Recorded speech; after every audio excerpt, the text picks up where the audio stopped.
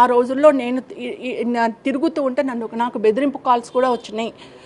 ఏమనంటే, నీకున్న ఒక్క కొడుకుని చంపుకుంటావా, నీకు ఒకడే కొడుకు కదా, బిడ్డ పోయింది కదా, ఏమనుకుంటున్నావు నువ్వు, ఒక్క ఆడదాన్ని అక్కడిక్కడ తిరుగుతున్నావు, ఆ ఎవిడెన్స్ అంటావు, ఈ సాక్ష్యాలు అని చెప్పేసి తిరుగుతున్నావు, ఏమనుకుంటున్నావు, బెదిరింపచ్చింది.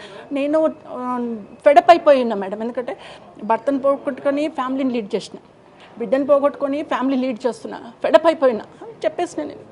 అమ్మ, ఒక్క విషయం, మీరు కూతుర్ని పోగొట్టుకొని బాధలో ఉన్నారు, ఎలా చనిపోయిందో కూడా మీకు అంత్యక్రియలు చేసే వరకు తెలియలేదు. తర్వాత కూతురు మీద అత్యాచారం చేసి చంపేశారు అన్న విషయం విన్నప్పుడు మేమే అది డైజెషన్ చేసుకోలేకపోతున్నాం. మీరు 10 మంది కంటే ఎక్కువ మంది చేశారు అని చెప్తున్నారు. అవునమ్మా, ఉన్న సత్యం చెప్పాలమ్మా. అంటే నాకు ఇక్కడ న్యాయం జరుగుతుందా లేదా, ఐఎమ్ నాట్ సాటిస్ఫైడ్ అని నేను ఓపెన్గా చెప్తున్నాను. I respect the judgment, but I'm not satisfied అని చెప్తున్నాను. బట్ ఉన్న సత్యము సమాజానికి కూడా తెలియకపోతే ఆ సత్యం మరుగున పడిపోతుందమ్మా, చచ్చిపోతుంది. అందుకని నేను చెప్తున్నాను, ఉన్న సత్యం ఇది.